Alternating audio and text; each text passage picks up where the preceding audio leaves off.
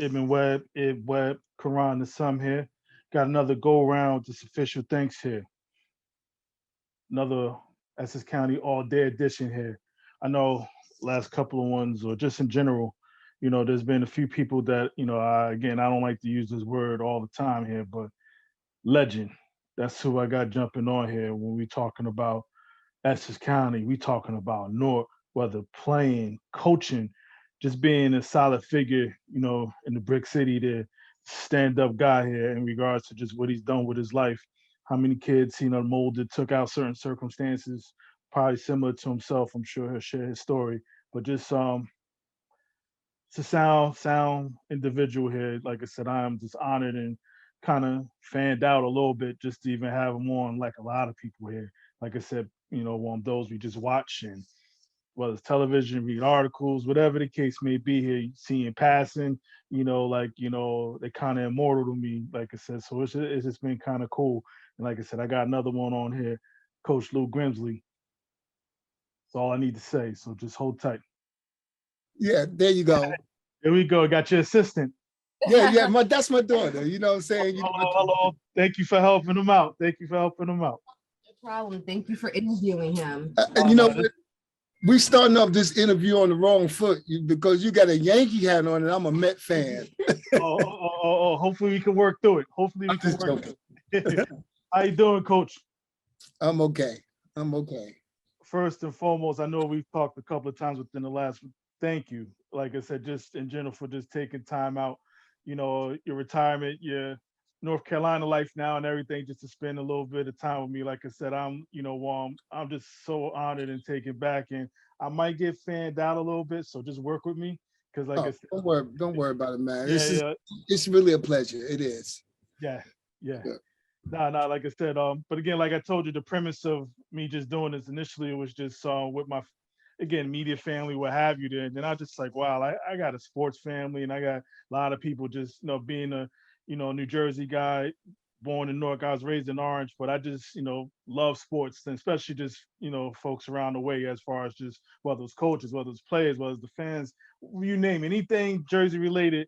Was like I said, it's all me here, especially particularly Essex County here. So like I said, I just went out and just had a wish list, and I'm still attacking that list here. And like I said, I'm gracious enough, like I said, you were on and I was able to get it. Look at you, even got the Shabazz color as a towel, huh? Well, it's black and gold. Okay. But yeah, I know you down south and everything here, but if we could just kind of just go back a little bit in regards to just like, were you originally born down south, or did you No, I was born in Newark, New Jersey, Beth Israel Hospital. We got another commonality. I was born Beth Israel. Yeah, born Beth Israel Hospital. I was born in Newark, New Jersey. Okay. How was your childhood? It was pretty decent. I'm the youngest of 6 boys. Okay. And I have 3 sisters. So it was always cool. You know what I'm saying? Family first, playing together, eating together. Everything was family, So I grew up in, I don't know if you ever heard of Stellarite Projects, on Prince Street. Mm-hmm. That's where I grew up, and it was all sports 24/7. Doing basketball seasons, basketball, doing football season, football, doing baseball season was baseball. So that's all we did, and it was like a close-knit family. Yeah, you mentioned a lot of siblings then, being the youngest of a bunch of brothers here. I'm sure, you paid your dues. Girl. I did. I paid my dues, and not only that, they made me kind of like tough. You know what I'm saying? Mm-hmm. So, like when we used to play ball, I used to always play with them. But when I got like 13 or 12, they stopped me from playing with them. They wouldn't let me play anymore. I mean, the whole neighborhood, they wouldn't let me play with them anymore. Can I ask how come? Yeah, because whoever team I played on, that team always won. Okay. So they said it's time for you to go ahead out and find some other talent or other people to play with, because I think I was getting a little bit too good to play with the people in the neighborhood. So I went to the boys club, the neighborhood boys club. Mm-hmm. And I used to play in the Charlotte Street School playground. Okay. And I don't know if you ever heard of Charlotte Street School. Now it's called Louise A. Spencer. Okay. Yes. But we used to play at Charles Street Playground, and when I got like 13, 14, I was just, the games weren't fair. Mm-hmm. So they told me I had to go find other talent to play with because their games weren't fair. So I went to the boys club and started playing there, joined their team. And we had we was playing other boys clubs Mm-hmm. and messed around and won the national championship one year, by the Boys Club American National Championship. And I was one of the leading scorers on the team. Okay. Yeah. Now interesting. Was basketball is one sport you gravitated to, or did you enjoy them all? All of them. Football, baseball. I played shortstop in baseball. Football, I was running back. Mm-hmm. And in basketball, I was a guard. So Okay. we played all sports, whatever the season, that's what we played. If it was basketball season, that's what we played. It make a difference, concrete or grass. It was all concrete. We didn't have grass in Brick City. Right. It was all like Charles Street Playground. They had these ruffled sides. We know the brick sides of the walls. We used to run a power sweep. And if you got into that wall, bro. Ooh. Oh yeah, man. And I was the running back, so guess who got hit in the wall? Of course. And I never played with people my age. I always played with my brothers who were older and the people in the neighborhood that were older. So when I was 13, 14, I was playing against 21, 22-year-old men. Okay. Wow. And then obviously that's interesting. I didn't even know. I just learned something new in regards to the Boys and Girls Club. Like they actually had a national tournament and everything. Yeah. Okay. Yeah, it was pretty nice. Remember who you guys beat? Do you remember? No, man, that was so long ago. I think I was like 14, 13. It comes because when I went to Southside, it was Southside did not ship bass. Mm-hmm. And I made a big mistake because I tried out for the team and I was better than everybody on the team and they were number one in the state the year before. Okay. And they wanted to put me on JV, and with my hard head trying to, I don't know if it was cockiness or conceit or whatever. I told them I wasn't playing JV, which was a mistake. Mm-hmm. It was a mistake. I should have played, but I didn't. And then I went back to the Poi Club and played there. I was like 50 a game. Okay. And I just didn't play JV for Southside. I just didn't play it. Now this is your freshman, sophomore year. You just saying you No, my sophomore year. Okay. My sophomore year, I came back. They asked me to come back. Okay. And when I came back, I made varsity this year, but I didn't play. Mm-hmm. I was on the bench. Man, they had this guy called Ray Clark, who was an All-American. They had this guy, Larry Miller, who didn't have any notoriety, but he was good. Yeah. We had Ronnie Carnegie's little brother, Glenn, who was an excellent ball handler and shooter. We were stacked. So, when I came back and played that sophomore year, I was on the bench. And Ray Clark, who was one of the stars, we were playing Velsburg High School. Okay. And Ray got boned in the face and knocked out his teeth. Mm-hmm. And Coach Gimmelstaub said, Lou, get in for Ray. And that was like the third quarter, and I ended up with 28. Yeah. And from there, it was just starting from then on out. Look back from there, it sounds like. Now I know in regards to obviously when you got that call to come in from there, when did it click as far as just in general, like, you know what, I'm pretty good at this basketball thing. I know you talked about growing up, obviously they stopped having you play with other folks because you were that good, but you yourself, when you just it clicked for yourself here, like. Well, it really didn't have to click because I had people that was older than me tell me, Lou, you can play and you work hard at it. So just continue to develop your game. Okay. So it never really came to me to say, okay, I'm all that or I'm good, because I was studying constantly on the grind, trying to get better each day. Even if I saw something that I was good at, but I saw somebody that was a little bit better, then I would hit the gym. Okay. You see what I'm saying? And back then I didn't play AAU. I was just in the hood. Yeah.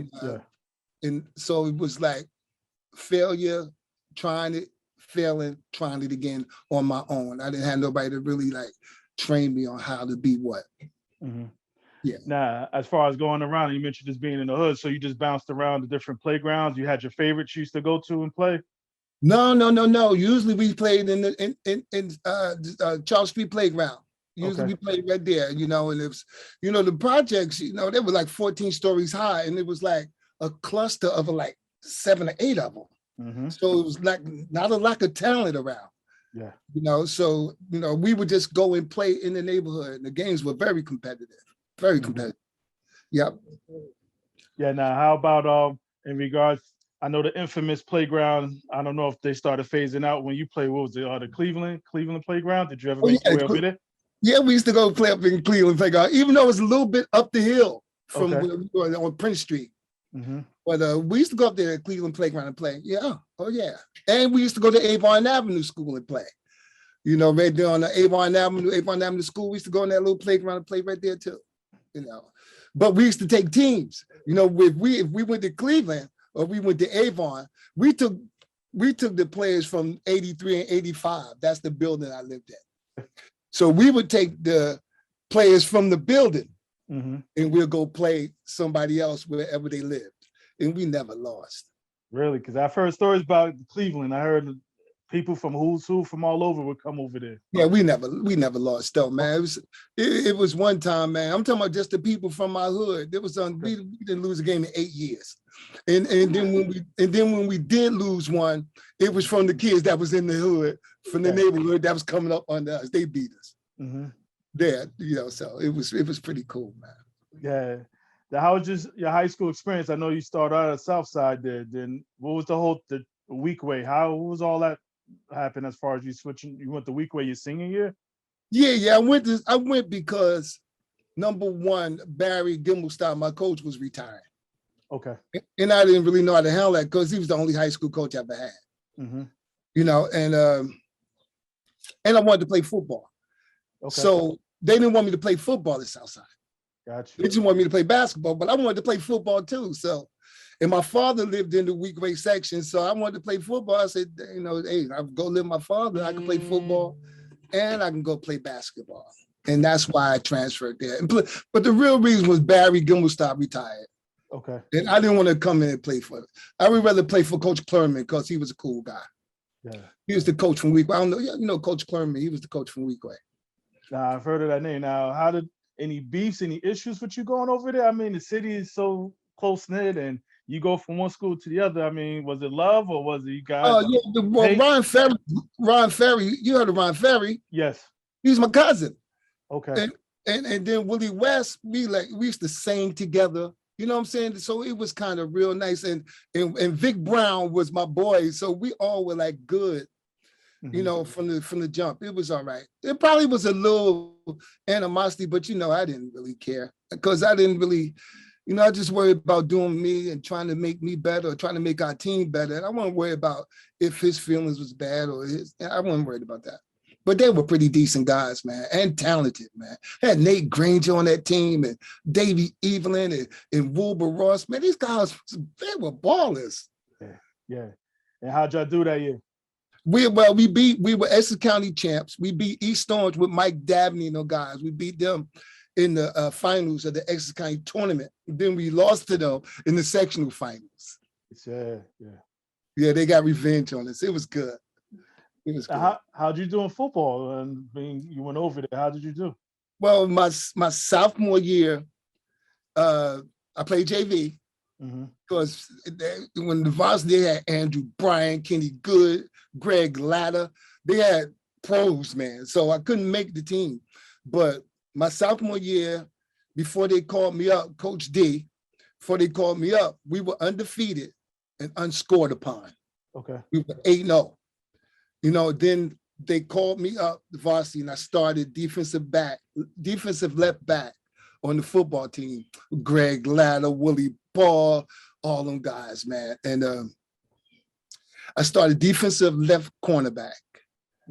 And the JV was about to play in the JV tournament championship game. Okay. And I was like, can I play? Please let me play. And they wouldn't let me play. And we lost. I was brokenhearted, yeah. But we were city champs that year on the varsity level. We were city champs. And I ended up with like 6 or 7 interceptions in like a 4 or 5 game span. Yeah. Now, did you play your senior year? Because I know you said going over the week. Yeah. Week where I played with Coach Bernie Adams. We played. you know, and we did okay. We weren't really a powerhouse, but we were pretty decent.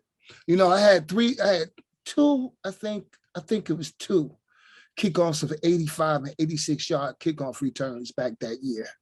So you had some speed. You had some. I think I did. I don't even know. I don't know. I think I was just scared when they was running back. What they catching me? Yeah. Nah, the kickoffs could be serious. Absolutely. I know. Yeah. So it was pretty good. And I played halfback at Weequay because we were kind of stacked in too. We had a good team.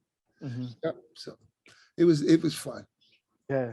So with all that going on, and then eventually, I know you had to make a choice in regards to the college. How's that whole college process for you? I mean, I know it was different back then, but it was still a process. You know, I took a couple of visits out to Oregon and out to the University of Colorado. Okay. You know, but I wanted to be close to home because I had a daughter. Mm-hmm. You know, I had a daughter, and I wanted to be close to her. So when Coach Mitchell from Dell State came to talk to me and I was close to home, you know, I said, okay, let me go ahead and sign for Dell State. And it was good. I started as a freshman at Dell State. Mm-hmm. Yeah, started as a freshman. Now, how was that transition just socially, athletically from high school to college? You're growing up, you're still 17, 18, though you're only 2 hours away, it's still a big change. It's not North, it's Delaware. Well, that was the problem. The problem was, you know, I was trying to come home every weekend. Okay. No, that was the problem. And what happened was I got through the season, and after the season, I went out for the track team. Okay. You know, so I was on the sprint team, mm-hmm. and we were practicing inside the gym, and I was taking the batons, and somebody was handed to me, and I tripped, and I ran head first into the wall. And I still got the scar. And I was out. I was in a coma for a couple of weeks, and it was nip and tuck. So after that happened, then I didn't finish my school year there because of the injury. My mother came after I got out of the hospital and brought me back home. Mm-hmm. You know, and I haven't been back to Dell State since. Yeah. That I almost died in that one. Yeah, that was close. It sounded like it. Yeah. Yeah. I still got the scar head first, and after I remember that. I don't even remember pain. I hit so hard. Yeah, I can't even imagine that. I was tough though. You know, I was from the hood. Absolutely. You know, we bounce back eventually. We get our bearings. Absolutely. Well, don't forget, I was ran into them brick walls. Yeah. That halfback you were. Yeah. Yeah. Now I know. With all that being said, at that point you're like, what were you thinking? Like, I know obviously you had a little ones and everything else here, but athletically you still wanted to compete. Like, what was your thought process? My thought pattern was just to somehow make it through school, because I always knew I wasn't the smartest person in the room, but I also knew I was one of the wisest. So what I would do was, my whole focus was to graduate from college, try to get a good job, try to get a pension when you get old enough, and just, you know, have a nice life. That was my whole thought pattern at 18. It wasn't like, okay, I want to make the NBA. If that would have happened, it would have been fine. But that was not my thought pattern. My thought pattern was if I can get through college, and I'll be the first one in my immediate family to do that. I was going to ask you that. Yeah, first one. And that was my thought process. So like right now at 67, I can sit back on my balcony, relax, and just have a good time with my wife, who's over here listening to us. All right, yeah. So be careful what you say. I mean, I know that doghouse still exists. So. Oh yeah, definitely. Oh, she's a warrior. She's a warrior. So. Okay. So you end up graduating from where? Weequay.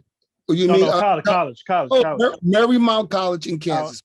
Right. What happened? How I got there though was after I finished at Dell State, because I was injured. I was out for like 2 or 3 months. I was gone. And so Cleo Hill came to visit me. And he's like, Lou, what are your plans? And like, right now, I don't know. I really don't know. So he said, okay, well, just think about it. You know what I'm saying? We can go and get your grades from Dell State. We can see where you are. And you can come and play with me for a year or so. They will see you and they will come and recruit you. That's only if you want to do it. And I was like, at this point, I had no plan. Yeah. Because I was just coming to, and my head was still messed up and still had these stitches. And so I said, okay, but let me think about it. And Cleo, you know, he was like a second father to me, you know. So I finally said, yeah, okay. So, you know, I got everything from Dell State. Had to take summer courses to catch up, you know, had to take summer courses to catch up. And then I played at Essex County College, where we broke all kinds of scoring records at the junior college level, all kinds. And the icing on the cake was the 210 points we scored. That's still a national champion, still a record right now. We scored 210 points and beat this team, Inglewood Cliffs, I think, 210 to like 78, something like that. Yeah, it's still a national junior college record for points, 210 points. Remember how many that game? I had 44. I shot 22 for 26. And couldn't miss. Well, yeah, I mean, I had streaks like that, man, during my whole career where, you know, I wouldn't miss any shots. Like when we played that, when I went to Marymount, I'm gonna skip over a little bit. No, sure. When I went to Marymount and played for Coach Cochran, who just passed this year. We played 3 teams in Missouri. And I think I was like, for the 3 games, I think I was like 22 for 24 in the 3 games. You know, the 2 shots I missed were layups. Yeah, contested layups. Yeah. So. Oh, no, you were contested. Yeah, that's why you missed them. Exactly. So yeah, I like that 210 points. I was 22 for 22 for 24. I missed 2 shots that game. Yeah. And now that's obviously the school you went to was an NAIA school, I believe, right? Yeah, Marymount. Yeah. So you played 1 year only there, or 2 years? They get 2 years there. Okay. 2 years there, and we played in the national championship game. We came in 3rd in the nation my senior year.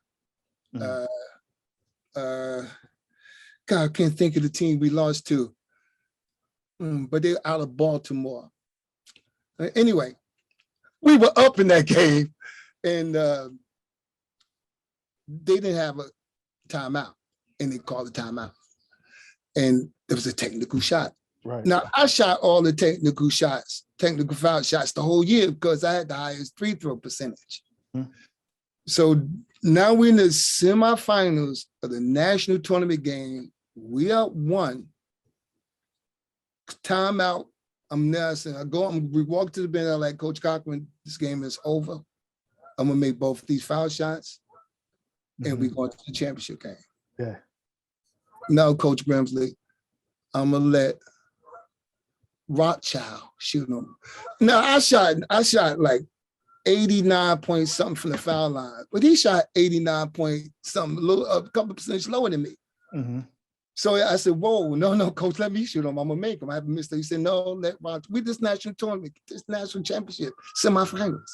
I said, I'm gonna make these. Game over. No 3-point line. So whatever they do, they can't beat us. And he missed. Yeah. And the guy, I'm gonna think his name because he played with the Nets for years.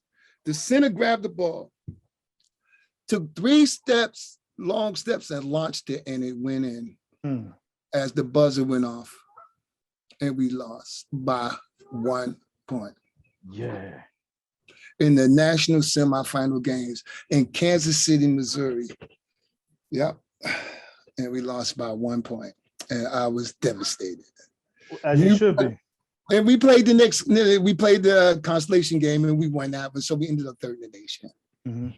You know. Interesting. I mean, as far as being out in Kansas, how was that? Just like, I mean, it was culture shock. I'm sure. It was culture shock because I went to Shabazz, I went to Southside, which was all Hispanic and Black. I went to Charles Street School, which was all Black. So me going, and with the Weekway, which was all Black. Right. And going to Kansas was like It was a culture shock, really it was. But it was cool because the people were really nice. And like when we played games, the whole town, the whole county shut down. Everybody was at that game. So it was real cool. It was really nice. You didn't have to deal with any racial tension, anything out there or None, anything? none at all. Okay. None at all. Nope. Ah, They treated us like really cool. And it was a Catholic school. Marymount was a Catholic school. okay. So, you know, they gave us all the help we needed. You know, the nuns, they were really nice. They gave us all the help.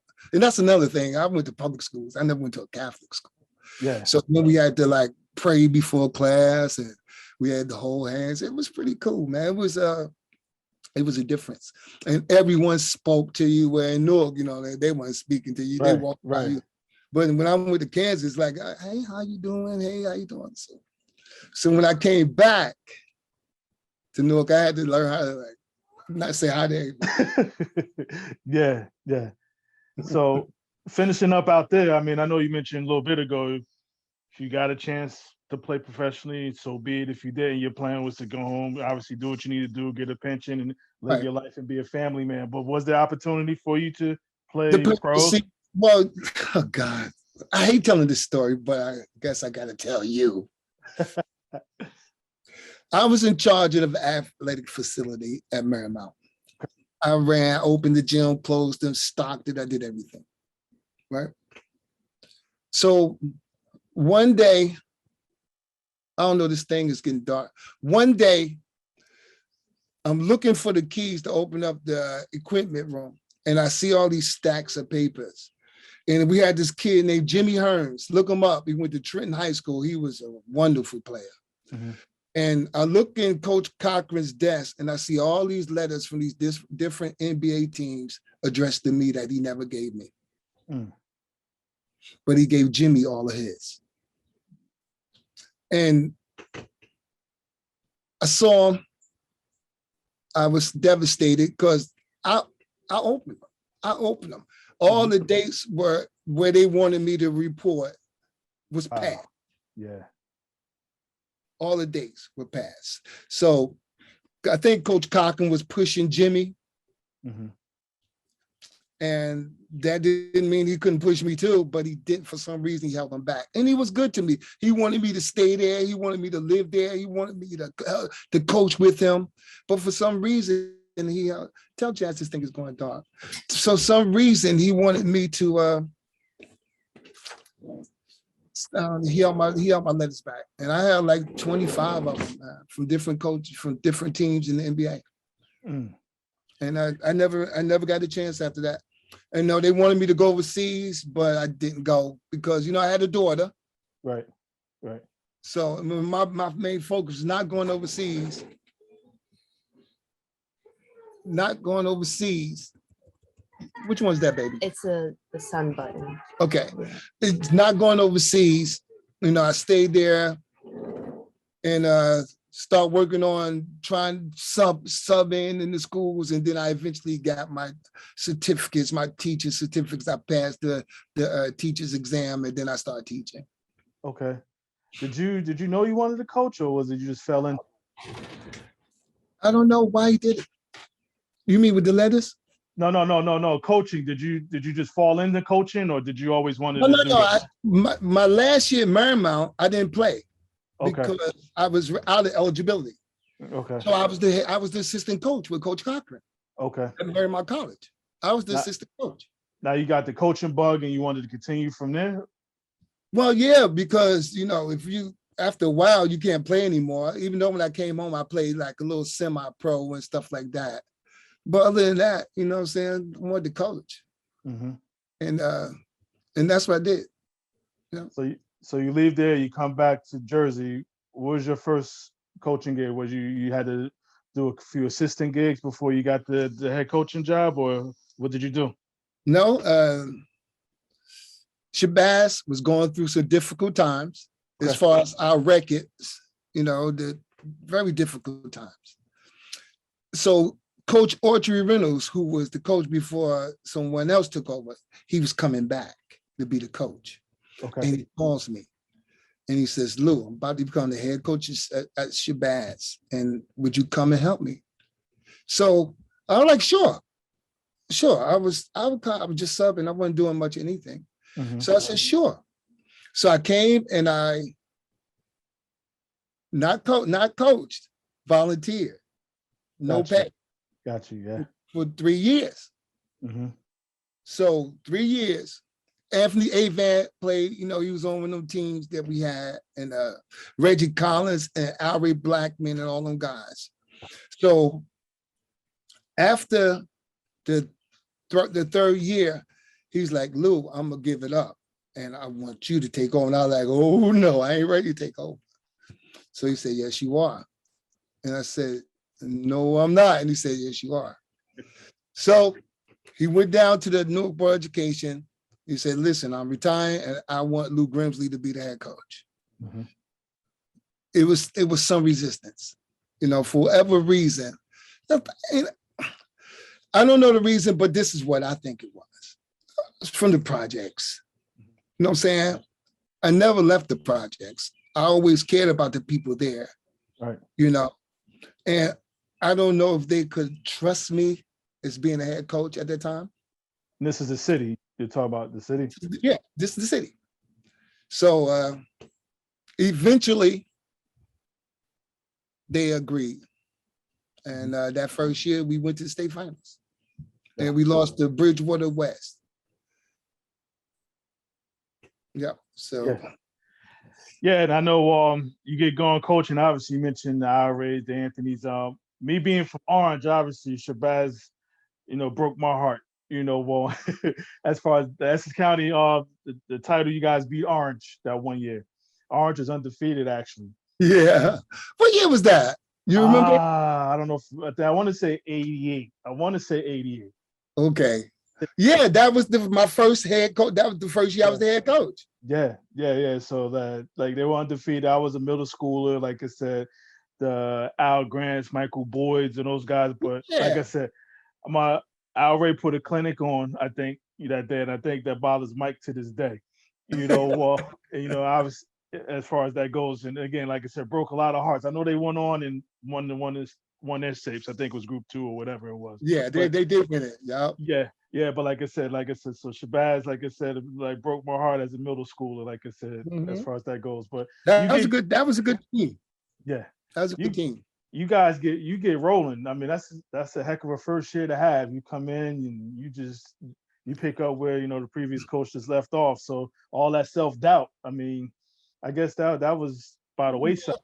Actually, it wasn't, because my thing is now I got to prove to these people who didn't want me to be the coach. I can't lose. Okay. I can't lose. You understand what I'm saying? This was how I was feeling. Okay. It wasn't about, we developing these kids. It wasn't nothing like that. It was like, Lou, you can't lose, because if you lose, then they will write. They didn't want you here, and they want you to lose. So that was my whole process. It's like, don't lose. So what I did was I went to the gym, and all the stuff that Coach Reynolds did, basically he let me run it anyway, but I couldn't put everything in.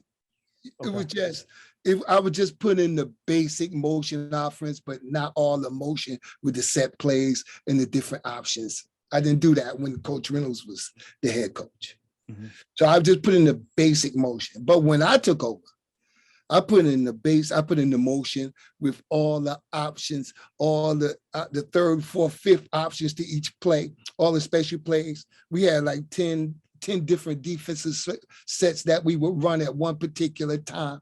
Like we would run a full court trap, half court trap, and a zone all in one sequence. Yeah. You understand what I'm saying? So we was doing stuff like that, and people couldn't just get, it was hard to catch on. Because I was doing all this at Marymount. This was Coach Cochran. I took the defense from Coach Cochran at Marymount. The offense I took from Coach Cleo Hill at Essex County. Okay. And then I had my own little twist with both of them. So I used defense. Yeah, and that's what it was about. But we were doing our thing. Yeah. Oh, Coach Times and myself, we had some battles, man. You guys did too, yes. Oh, yeah, man. And now your team, Orange, one year, I think I had a young team. I had seniors. Okay. I think it was at the beginning of the States. I had seniors. Right before that game, they playing around, not serious. So we playing St. Benedict's. We losing. Okay. I look down the bench and I see my seniors laughing. Right? So we lose by 20. I go in the locker room and I said, you, and you, and you fell off the team. They were my starters. Yeah. He's like, no, coach. I said, no, you laughing on my bench. We down by 20. You laughing on my bench. You're not playing this Shabazz no more. So I fired them all. And this guy named Bart, what was Bart's last name? Bart what? Jordan. Bart Jordan. I said, and you're next if you don't watch yourself. So the next day, I go in there, I get my freshman team, I get my JV team, and I picked the 6 best freshmen JV and brought them up, which was Davon Giles, Robert Robinson, Dennis, these guys, I mean, were ballers. Nafis, what was Nafis' last name? I can't think his last name, but that was the guys I brought up. Man, then the rest was history. We started rolling. Like 2001, we lost to St. Anthony's and tournament champion by 1 point. That we I was gonna ask about that. I mean, because obviously the state of tournament champions it was all Catholic schools winning it. Besides, I think Camden Orange won it 1 year.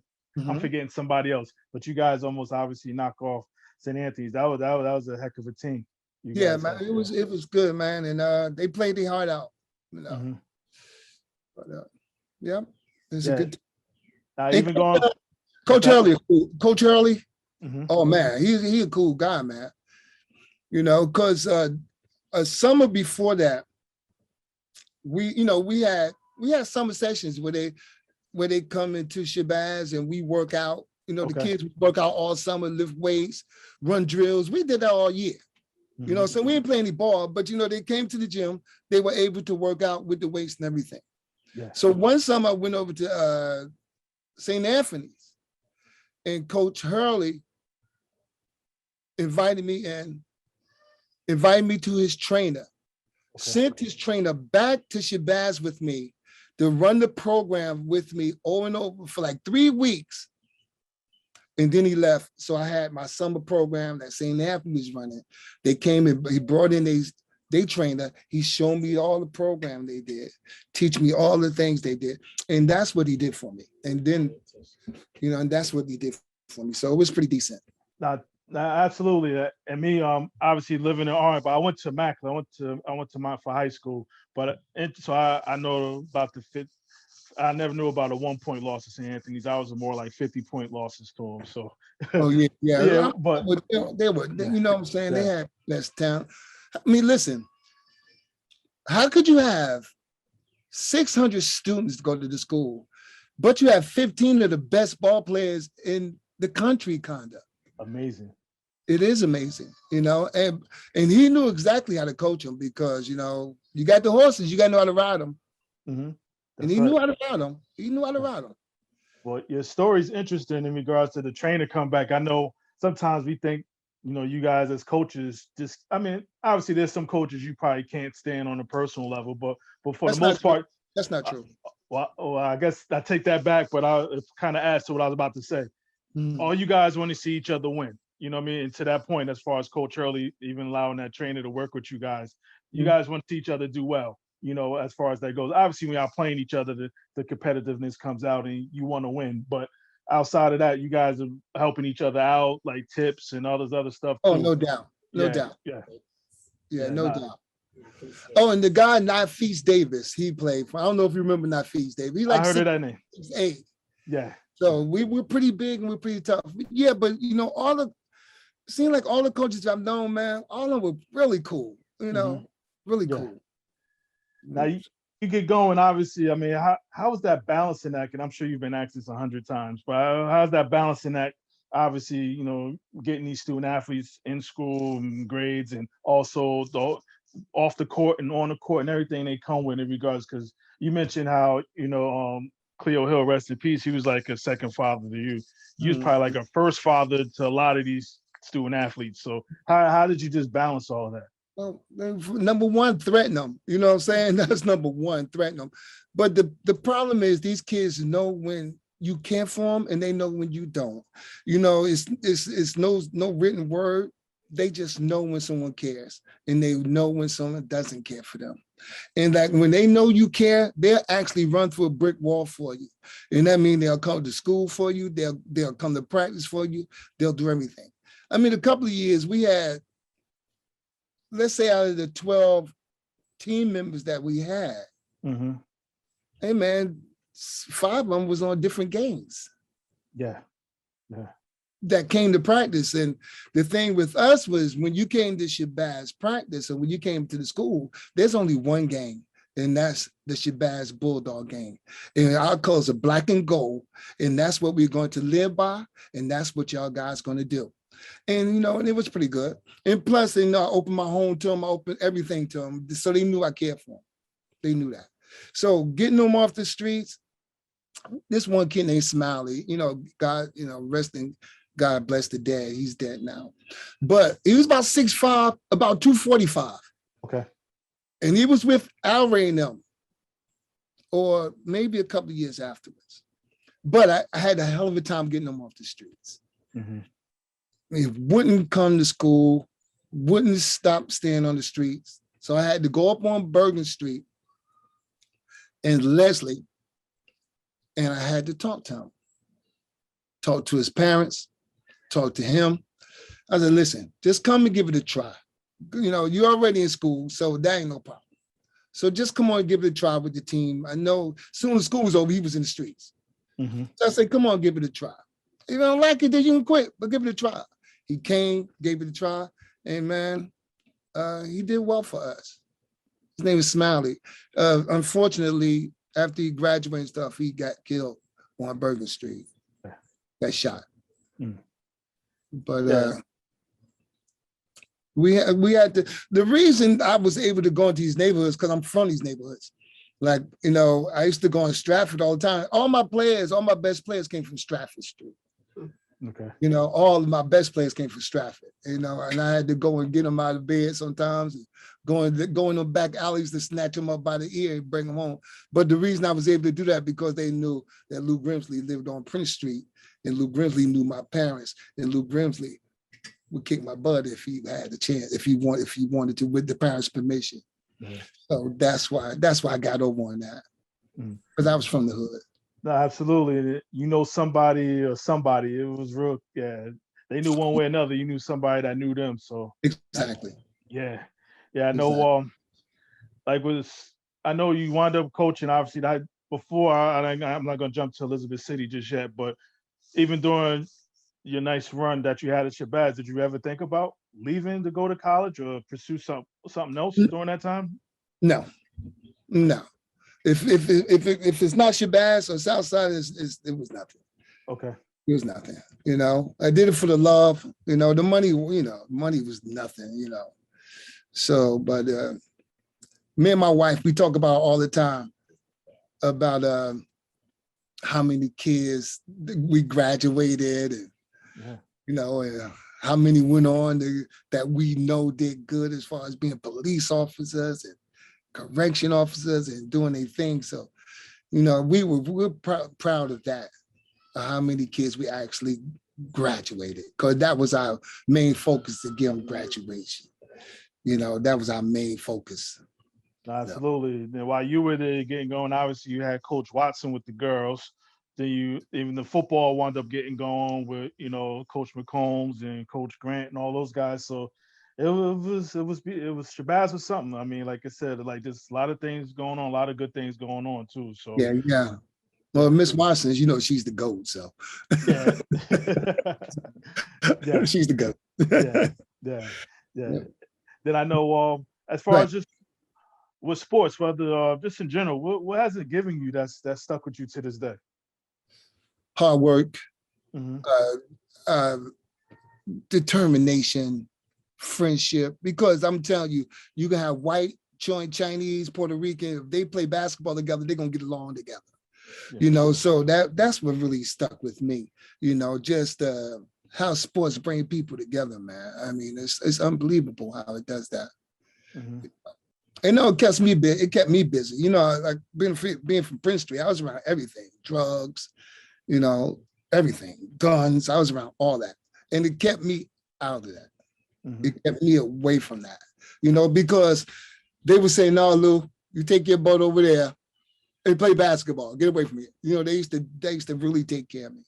Mm-hmm. And they used to always, there was a guy named Jughead, his name was William Kettles. I don't even know if you ever heard that name. No. But he used to I used to say, what could I do? Like, you know, to repay you guys, man, for the things y'all did for me. And his response was, hey, listen, when you get older and you see kids that you can help, you help them. And that will repay me. Mm-hmm. And that's what I did. I live by that. Mm-hmm. I live by that even now. Yeah, no, that's well said. Well said. Did I know with the Elizabeth City, like, did you think you would go down there not only to retire, but you think you go down there to coach? Or there's something you just couldn't get the coaching out your system. You needed one more shot at doing something. No, my wife is from here. Okay. She's from Hereford, which is 10 minutes from Elizabeth City. Okay. So one day we go to church, who I miss church today. We go to church. Oh, now you gotta be feeling bad. You gotta be feeling bad.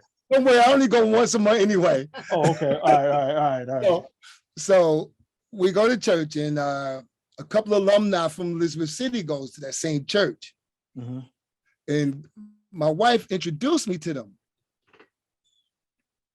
You know, your wife told me you coach and you do all this, you do all that. So yeah. So he said, well, listen, how about if I introduce you to the head coach of Elizabeth City State? Would you be interested? I said, yeah, I can meet him. You know, so the next day, which was Monday, they called and said, coach said he wants to see your resume. Once he saw my resume, it was a wrap. He's like, wait a minute. Yeah. You did all this? Yeah, I did all this. So they wanted me to come and be the assistant coach, which I did. And I did it for 6 years. Okay. Well, honey, 6 years. Mm-hmm. And I was the head coach 3 years ago. Mm-hmm. I was the head coach, and they wanted me to come back the next year, but, you know, college is way different from high school. Yeah. You know, and the thing I hated the most about college was the hotels that you got to go to every doggone day. You know, each day got to repack, go. It was just too much for me. I think I was more of a high school coach than a college coach, even though I lasted for 7 years. Mm-hmm. But it was good because you know what I found out? I found out that they were not much different from high school kids. Really? Okay.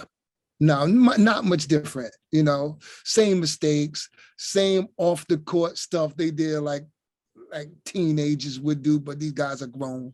Okay. But it was an experience that I could say I could put it in my bucket. It's out of my bucket list. I did it. I did college for 1 year. Well, actually 7 years, head coach for 1 year. Yeah. Now, interesting as being down there, obviously, you know, your wife and yourself here, you know, just to kind of, I know I'm kind of yo-yoing a little bit, but just, you mentioned this being a family man. And I mean, what does it mean to you to be a father? Like, what's that mean to you? Man, forget my kids. No, just joking. No. Hey, we got this on tape. We got this. Okay, listen, I love my kids. They're all doing well. You know, my wife and I all the time talk about how we were so lucky that all of our kids are actually doing great things. Not one of them are in jail. Not one of them are on drugs. So my wife and I, you know, we're kind of proud that the kids that we have, they are all doing great things. All of them. Yeah. No, definitely. So it's kind of, yeah, it is, man, because, you know, just circumstances, sometimes it can go wrong for at least one of them. You know, so they all doing well. They're all doing well, working hard, working people. Sometimes my wife is like, oh, my son, boy. I said, listen, he's not in jail. Yeah. He's not selling drugs. He work every day. Leave my son alone. So it's cool. Nah, that's good. You think times are different raising kids now versus when you were younger? I know Yeah, everyone has a different yeah, take on that. yeah, because when we were growing up, see, my mother was like, yo, Lou, sit down. And I said, why? And then she'll punch me in the face. You understand what I'm saying? You can't do that now. You can't do that now. The kids can ask you why and how come I got to do this, and you can't touch them because the laws is so different now. But to me, that's part of the problem of society. There's no structure with these young kids. They can talk back to their parents. They can do what they want. We could not do that. You know it. We couldn't do that. We couldn't talk back to our parents, not without getting a black eye. So I think that's part of it. But even my grandkids now, what I'm saying, I try to threaten them, but they like, get out there, granddaddy. They don't say granddad, they say granddad. Yeah, that's what they say. So, yeah, but you good with that because you just give them back to their mother and father. So you do the grandparent thing, and you can just send them on their way, spoiled and everything else, and they got to rewire them. That's right. And plus, I let Carol do all the heavy lifting. Yeah, my wife. Nah, definitely. I know. It's interesting. You mentioned. I'm surprised your mom said your mother asked you to sit down. I'm surprised you even said why to her because I know with me, if I thought it, I was getting hit. I didn't have to say it. I just had to think it. They thought I was thinking. Yeah. Yeah. Nah, absolutely. What Yeah, nah. Again, I appreciate the time here, but just a few more kind of conversations. Listen, this is really nice, man. I really appreciate this. I appreciate it. So just have a little fun here. Kind of put you on the spot some here. Oh, here we go. Yeah, here we go. Yeah. So when you back in Jersey, are we taking the Parkway or the Turnpike? In Jersey? Yeah, Parkway or the Turnpike. Turnpike. Elizabeth Ave or Bergen Street? Liz Ave. Any reason why? That's closer to Elizabeth Avenue. Shabazz was right on down the hill. Yeah. Shabazz was right down the hill. That's right. Yeah, because I was close to Elizabeth Avenue. I know the wife is there. I'm not going to try to get you in too much trouble here. Oh, go ahead. Cadillac Club or Sparky J's? Remember any of those? I didn't go to clubs. You never really go out? Okay, even better. Now, Carol, which one you go to? She said. I didn't go to clubs and I didn't do the partying thing. I was just into sports, watching them on TV, playing. I never went to a club. And if I did go to one, I found myself just standing there holding the wall up. Yeah, I couldn't do that. I didn't know. I didn't go to clubs. So Kings or Bragman's? Needed something new. Bragman's. What you get from Bragman's? Oh God, what was that sandwich I used to get with the pastrami and the chicken all together? I forgot the name of it. With the Russian Russian dressing on it. Absolutely. Of course. I heard they just closed. Not this pandemic jammed them up. I think they changed owners and they wound up having to close down. Well, the son took over after he passed. That's what I heard. And the son had it, and it was a difference when the son took over. It was not the same. So. Yeah, the menus, the paper plate menus, everything. Yeah, that is good. Oh, Shabazz or Weequay? Oh, Jesus. My heart is with both, but I'll say Shabazz only because I was there 3 years. Okay. Yeah. And when you're young like that, when you're 14, 13, going to high school, a lot of things that come to you, it really changes your life, forever when you learning that stuff that young. Absolutely. Best game, if you can remember, best game you ever played in your life?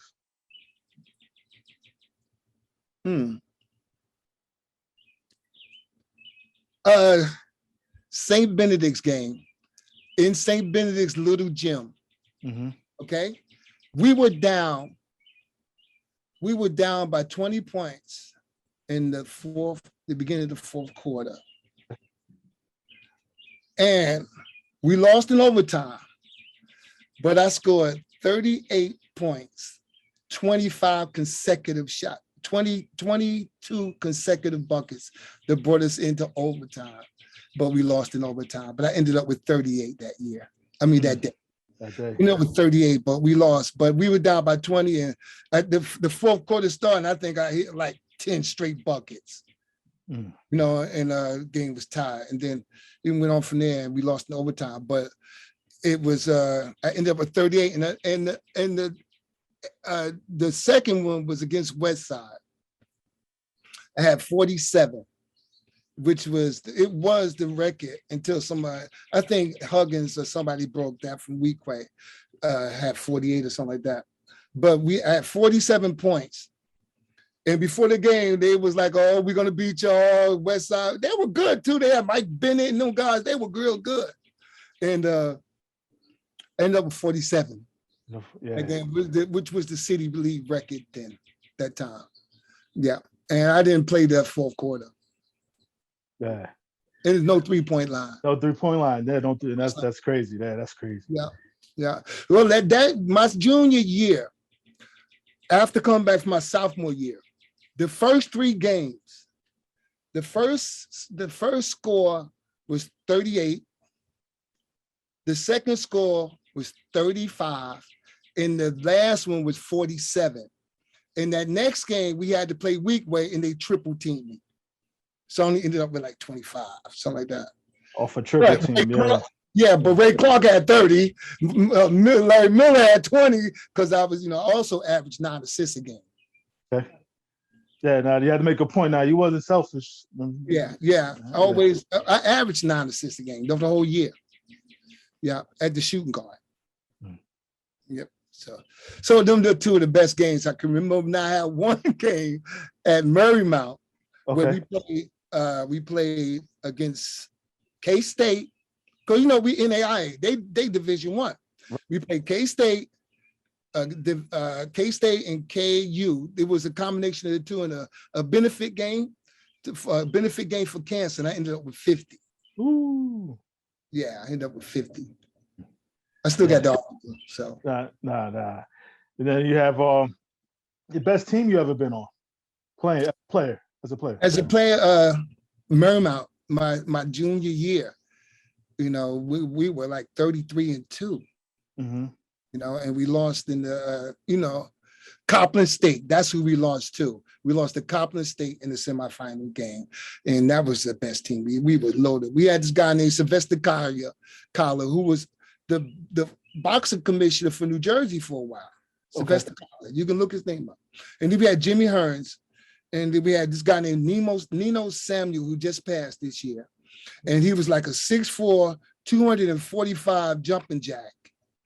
And then they had me, and we had a ton of team. We were scoring 120, 130 every game. And the defense was magnificent. That's why I took Cochran's defense, because his defense was like, to me, it was legendary. I mean, little stuff like, okay, when you go scout, don't look at the patterns they run, because everybody know with the 2-3 zone what you do against. Everybody know with a half-court zone what you do against. Everybody know that. When you go scout the players. See how many times he go left. See how many times he go left. Right. See what kind of shot he can make. See what kind of layers. See where he shoot from. Them the percentages that Coach Cochran taught me. So whenever I went to scout a team, I didn't go scouting to see if they ran a full court press or half court press. I ain't do none of that. I ain't write that down. I wrote down the players and what they did, what was their personality, what were their habits, and what they like to do. And that's how I scouted. Yeah. And that's how I tried to bring the scouting to Elizabeth City State, because they did it. They was doing it the traditional way. They run a 2-3 zone. When do they do it? After the timeout, after a made basket. See, I ain't doing that. Mm-hmm. No. Now you get the individuals, their little habits, their idiosyncrasies, all that stuff. Yeah, that pays dividend. Totally. Of course, because you already know the game. You already know. Right. And then you don't have to write down when they do it. When they do it. And another thing that I've learned as far as that was always scout them 2 or 3 times. Like when we played Camden and we lost that first year in the tournament, the championship game to Camden with Milt Wagner, his son. Juan. All right. Yeah, yeah. We lost to them. So that next year, I would leave practice and I would go to his games. Okay. And I went to like 6 of his games. Yeah. And then nobody knew I was there. My coaches didn't know I was there. I would leave practice, put on the hat, and just go. Mm-hmm. And I would just stay there and just watch 6 games. I saw the one game where he scored 100 points against that Catholic team. I saw that game. Mm-hmm. So I had him down pat. I knew everything they was going to do. I knew everything. So when we played in that second year, it was a wrap. They couldn't do nothing. He shot 5 for 35, but he got his points from the foul line. You know, I found out when he went right, one dribble, pull up, shot. He's not passing his ball. Mm-hmm. But when he went left, he was unstoppable. Yeah. He was unstoppable. I don't care who you put on him. I don't care how you do it. He was unstoppable. So what we did was we zoned him up. We played him to go right. We knew he wasn't going to pass to his teammates. So we played him to go right, and we ran this man to him, and we got him like this, and the other 3 men rotated over in the zone. So it was man-to-man, trap, rotating to his zone. Okay. And he would never, ever pass it. He would just launch it. He was 5 for 35. Mm-hmm. Yeah, he was 5 for 35 that game. Yep. That just says something, just the tactician you are, just kind of, you mentioned 6 games, you traveling, Camden ain't around the corner, and the teams they playing ain't around the corner. So, but they beat us the year before. Right. They beat us the year before, and I wasn't having that. That's right. Sure. You know. Mm-hmm. That kind of leads me to the next one. So, would that be the best game you ever coached, or would it be another one? Oh no, the best game I think I coached. 2010, my last year. Okay. They put us in South Jersey bracket. Bracket. The NAJ, yeah, but go ahead. That's a whole other. They put us in the South Jersey bracket. So we playing, it's the sectional championship. And we playing this team that only lost 1 game. I forgot the name of the team. But the game they lost to was the best high school team in Philadelphia. It was a Catholic school that they lost to. Okay. So we beat them. Halftime, we up 10. Second half come back. We made all our major adjustments at halftime and all that. Second half come back. We missed the first 5 shots. And they were like layups. We could have went up big. We missed them. So I said to my coaches and myself, hey, man, it's going down to the wire. Right? Fast forward to the end of the game.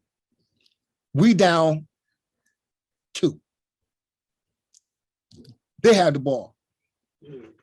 I was like, listen, full court trap. I said, no. I said, listen, man-to-man defense.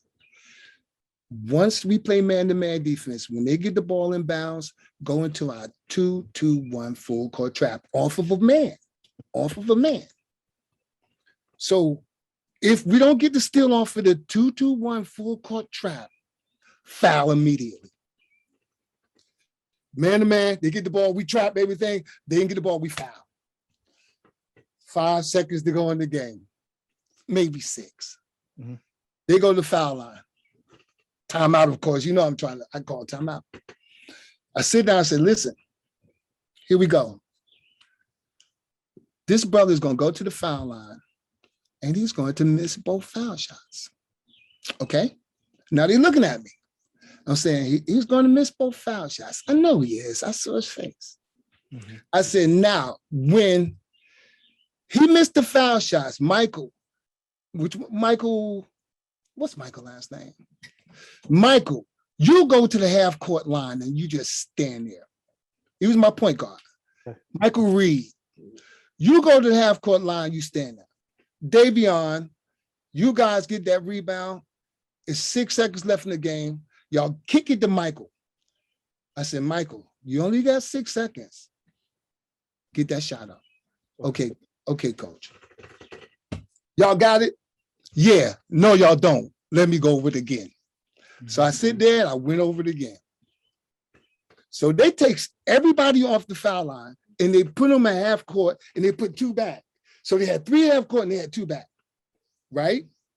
Nobody on the foul line to get the rebound for them. Guy shoots the first one, and guess what? He missed. Yes, yeah. Yes. I'm sitting there. Guy shoots the second one, and he missed. Davion grabs the rebound, almost walked, and kicked it to Michael Reed at half-court line. Now, this is what got us over. When the guy missed the second shot, for some reason, the first three guys was the half court, they came up. They all moved up. I don't know why they moved up. Mm-hmm. So when they moved up, Michael was at half court by himself. Davion threw the ball to Michael. Michael dribbles, and I saw him look up at the clock like this, and he pulled up. And it was all net. Yeah. And we won by 1. Mm-hmm. And then the championship game, we beat by 40. And that was my last year coaching. Wow. Yeah. Yeah. What a way to go out. What a way to go out. I know. Yeah, that was a good game. Nah, it sounded like it. Nah, and they listen. But you know what, you gotta also, once you ask them, do they know it? And if they say yeah, then you tell them again. Mm-hmm. You know, so it's etched in their brain. So but it was good, man. It was good. Yeah. The toughest coach that you've went against. I know you had some wars, some battles with some people. You mentioned Coach Hines earlier. Oh, Gaylord. Mm-hmm. Gaylord make in-game decisions, and I mean, like, Gaylord was good. I don't know if you know Gaylord, coach from Science. From Science, okay. That's when they went on their run late 90s. Right. Yeah. Coach Gavin from Weekway. Mm-hmm. Greg, oh my God, I hate Greg. I do. You know what I'm saying? Because he took some of my counties from me. But no, Greg, he did an excellent job with his teams, man. We had battles, man. And we always loved each other. We always gave each other big respect, even though I'm much older than he is. Yeah. Oh, you know, St. Anthony's coach. Yeah. And like with Boyle from St. Patrick's, my 2010, they got Kyrie, they got Gilchrist. You know what I'm saying? Now I think we number 5, 6 in the state. And I think they number 2 behind St. Anthony's. And St. Anthony's number 1 in the nation. They was like number 2 in the nation, that type thing. So we got a game with them late in the year. Okay. Because I wouldn't play them at the beginning of the year because I wanted you know what I'm saying? You want to get a good stand, a good seed. So if you play all these hard teams early, you know what I'm saying? You won't wait till after the deadline to play them. Right. After that January, February, that little late January. Right. Got you. Yeah, people say they don't care about that, but believe me, they do. Of course. So we play in St. Pat's, and he doesn't start Kyrie Irving, and he doesn't start Gilchrist, thinking that, now we're number 5 in the state. So thinking that they can beat us without them too. Halftime, we up 20. He put them in the second half. By the third quarter, we were down by 20. Yeah. They was something to behold, man. We couldn't get the ball across half court. We went on and became state champs, and I think they I think they won it that year too. But that second half, we couldn't get the ball across half court, man. When you put Gilchrist and Kyrie back in that game, it was something. It was something to behold. Speaking of those schools, did you ever lose any kids to anybody? No. Good stuff. No. Good stuff. Nope. You know, It's interesting. A lot of them, they like East Orange kids too. It's interesting. No. You know why? Going back to what I said at the beginning of the interview, if they know you really care, they'll really be loyal to you and they'll stick with you. Absolutely. And I don't know. I never lost a kid to none of them guys. Now I know this is a tricky one. Here you go. No. Some people feel different. County champ or state champ? County was the toughest. You know, I felt like if we got through that county, man, even if we didn't win it, but got at least to the semifinals, stuff like that would get you ready for the states. I don't care who you play in the states, but county was the toughest by far. Yep. Now this spills to your coaching and playing. Walsh Gym or Essex County College? Essex County College. Really? Yeah, Essex County College. I'm loyal, and I like what I like is what I like. As far as playing though, as far as playing or coaching in Walsh Gym or Essex County, I know because you guys when you won the county that week, where did y'all play at Walsh? Was it Walsh y'all played at? No, I think it was Essex County. I'm not sure though. Okay, okay, I'm not sure. But okay. I love that. I love it. It gave you that college feel, Yeah, yeah. Yeah, it gave you that college feel. And then it was always jam-packed. Oh, man, always jam-packed on games, man. And when we played Greg and them guys, Greg Thompson, and the games were packed. Yes. And he's an excellent coach, man. Absolutely, absolutely. Who was better, Lou Grimsley the player or Lou Grimsley the coach?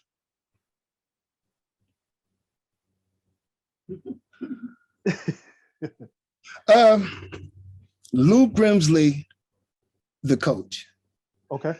And the reason I said Lou Grimsley, the coach, is because as a player, like I said, I never had any formal training as a player. Everything I've learned, everything I've done was out of the Charles Street playground. You know how some of these kids now, they had these special coaches and they AAU coaches, and I never had none of that.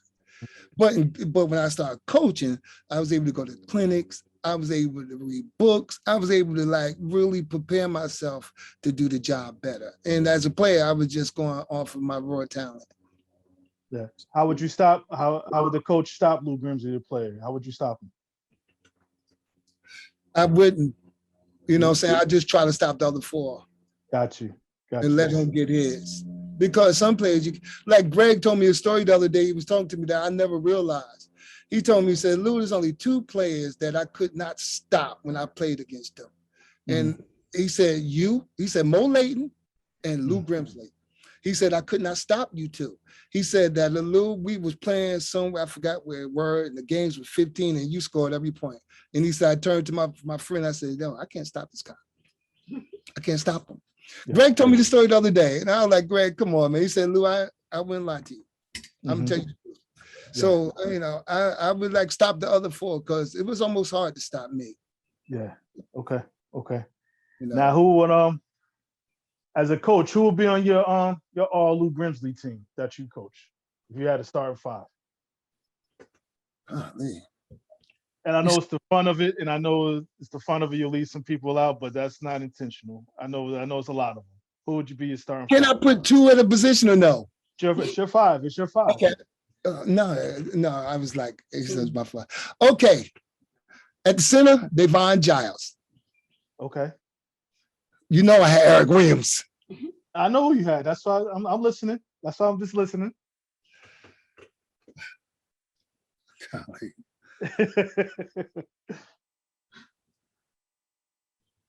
See, I didn't run a 4. I didn't run like a basic center. I didn't run a basic center forward. I ran center, small forwards and guards. I always did that. I never had the basic 4 and never had the basic. I just had the 5, but the other 4 was interchangeable. That's why defense was always so good, because we could either switch or not or go around the screens. It didn't matter. So at the second, Reggie Collins. Reggie Collins, I remember that name. Yeah. Right? At the other forward, God, you killing me here, coach. I'm gonna put Eric Williams at the forward. Okay. Eric Williams. At the guard, the point guard, Khalid Corsi. Okay. And at the shooting guard, Angelo Barino. Pooh. Okay. And like you said, you leaving some people off. You got the Alrays, the Malik Coxes. I know, man.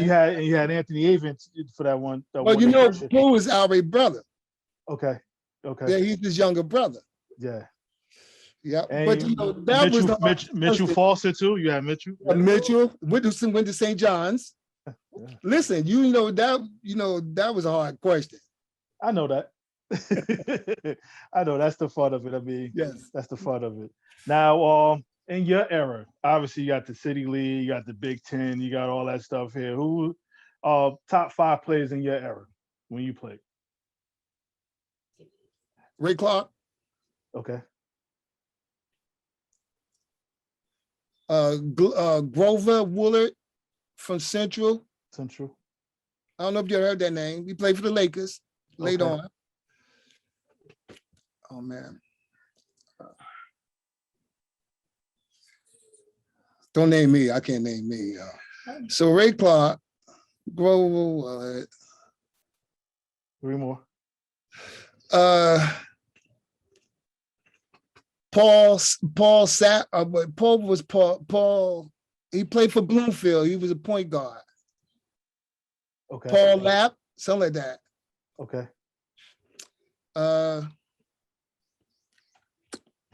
God, this is harder than another question. Yeah, 2 more. 2 more. Yeah.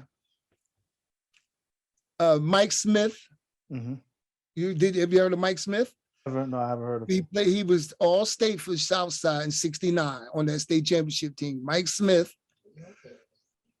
Yeah, he said play with me. And I'll go with Wilbur Ross. Oh, okay. Yeah. Solid. Like coaching, playing. Who's the best high school player you ever seen? The boy from Camden, Wagner, man. Yeah. He was something special, man. Mm-hmm. Yeah, the boy Wagner was something special because, man, before the game, that first year they beat us, man, he had half court just warming up. I'm looking at my sister and saying, you got this guy warming up from half court, shooting jumpers and not missing. Yeah. You know? So that was he was probably one of the best I've seen. Yeah. Yep, really nice, really good player. What's the best part about being Lou Grimsley? Oh man, just being fair and being kind to everyone. Because it doesn't cost a penny to be nice to people. That's right. So, I really try to, be nice to everyone I come in contact with.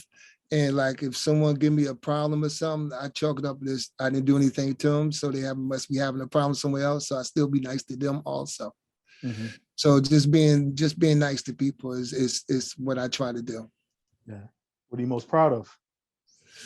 My family, my family and and my friends, all my friends that did well. And, I'm proud of the journey that I went through as far as helping all these kids because you know why? Because I had help too. People helped me and I helped them. And hopefully the guys that I coached along the way, they'll do the same thing. Like I used to always tell them, like what I teach you now, it won't just last with you a year or two. It's going to last with you generations down the line. The stuff that I teach you now, your great grandkids going to be teaching their kids the same stuff if you continue to teach it to your people. Mm-hmm. And that's what I try to coach. That's what I try to teach the people. And this time of your life, this Lou Grimsley, what advice would you give that senior year, 17, 18-year-old Lou Grimsley? What advice would you give him? Well, I would have told him to like take school more seriously. Okay.